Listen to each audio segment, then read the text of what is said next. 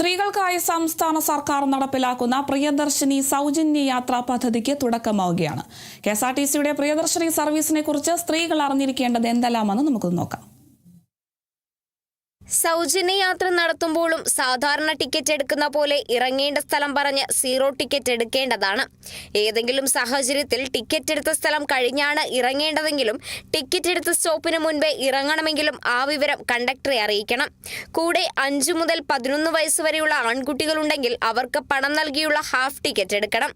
പുരുഷന്മാർ കൂടെയുണ്ടെങ്കിൽ ആ കാര്യം പറഞ്ഞ് ടിക്കറ്റ് എടുക്കണം. പുരുഷന്മാരാണ് ടിക്കറ്റ് എടുക്കുന്നതെങ്കിൽ കൂടെ വനിതകളുണ്ടെങ്കിൽ ആ കാര്യം ടിക്കറ്റ് മെഷീനിൽ എൻ്റർ ചെയ്യുന്നതിന് മുൻപ് പറയുക. സൗജന്യ യാത്ര നടത്തുന്ന സ്ത്രീകൾക്ക് നിലവിൽ ഓർഡിനറിയിലുള്ളതുപോലെ 15 കിലോ ലഗേജ് വരെ സൗജന്യമാണ്. Ordinary, city ordinary, limited stop ordinary, town to town, fare stage ordinary, point to point ordinary, ഗ്രാമവണ്ടി എന്നിവ ഉൾപ്പെടെ 7 വിഭാഗം ബസ്സുകളിലാണ് സൗജന്യ യാത്ര. ആദ്യഘട്ടത്തിൽ 3125 ഓർഡിനറി ബസ്സുകളിലാണ് പദ്ധതി നടപ്പാക്കുന്നത്. ബസ്സുകൾ തിരിച്ചറിയുവാൻ ബസിന്റെ മുൻവശത്തും വാതിലുകൾക്കും സമീപം പ്രിയദർശിനി എന്ന സ്റ്റിക്കർ പതിച്ചിട്ടുണ്ടാവുമെന്നും കെഎസ്ആർടിസി അറിയിച്ചു.